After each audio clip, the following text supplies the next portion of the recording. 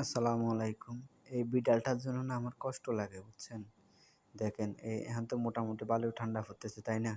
কিন্তু বিড়ালটা দেখেন ফ্লোরের মধ্যে টাইলসের মধ্যে বসে আছে। এখন রাত বাজে হইছে ১টার কাছাকাছি, ঠিক আছে? এখন রাত বাজতেছে ১টা আর বিড়ালটা ফ্লোরের মধ্যে বসে আছে দেখেন। হায়রে কষ্ট!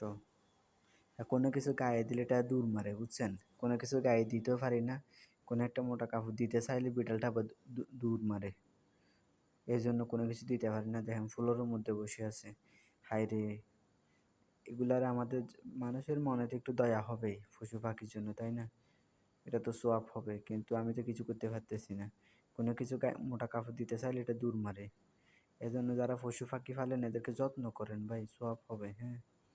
এগুলোর যত্ন নিবেন, সোয়াব হবে। খাবার দিবেন, সোয়াব হবে। কুকুর, পশু পাখি, কোনো প্রাণী এগুলার সাহায্য করবেন, সোয়াব হবে।